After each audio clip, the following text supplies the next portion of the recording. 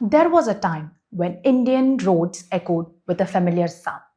A car so powerful in perception that it didn't need advertising. It wasn't fast, it wasn't modern, yet it ruled the nation.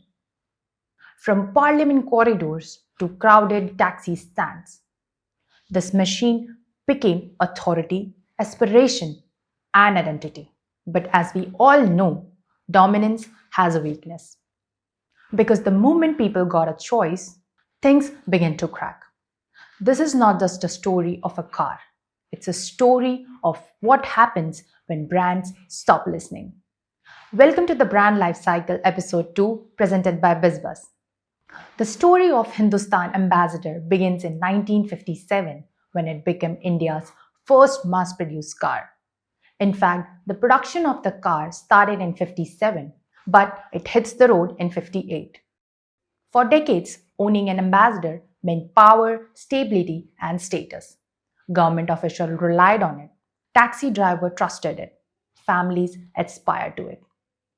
At its peaks, the Ambassador controlled around 70 to 75% of Indian car market. Its solid build, spacious interior, and road presence made it feel indestructible. But there was one uncomfortable truth behind the success. The Ambassador didn't dominate it because it was the best car. It dominated because there were no real alternatives. India's tightly controlled economy kept foreign car makers out. Choices was limited and monopoly breed comfort. The comfort turned into complacency. The first major warning came on December 13th in 1983 with the launch of Maruti 800. It was smaller, fuel efficient, affordable, and modern. Everything a new middle class wanted. Consumer expectations began to change, but Ambassador didn't. For decades, the car remained almost the same. Minor cosmetics updates come and went, but innovation was missing.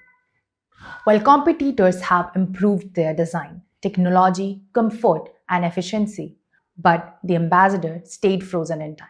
Initially, it survived on borrowed strength. Its diesel engine, its popularity as taxi, its association with government powers. But even these pillars collapsed. The arrival of Tata Indica in 1998 wiped out the taxi segment. Fuel price advantages faded. After economic liberalization, global brands flooded the market with better, safer, and smarter cars. Worse deal, the Ambassador's pricing made no sense. But the early 2010, it cost nearly the same as newer, more advanced car, offering far less value. While Hindustan Motors tried to save the brand by calling it a heritage icon, but heritage without relevance didn't work. That's when their sales started to collapse. From ruling Indian road, the Ambassador sold just 2,200 units in its final year. In 2014, production was officially suspended. Yes, it was the end of an era. Honestly, every brand has a beginning, every brand has a peak, and every brand faces moment of truth. The story of Ambassador reminds us that nostalgia cannot replace innovation, and dominance cannot survive complacency. That's all for the video. You have been watching Brand Life Cycle on Bizz Buzz, where we decode how iconic brands rise, rule, and sometimes fall. If you enjoyed this episode, hit like and subscribe to Bizz Buzz, and comment below which brand you want to see in the next Brand Life Cycle episode.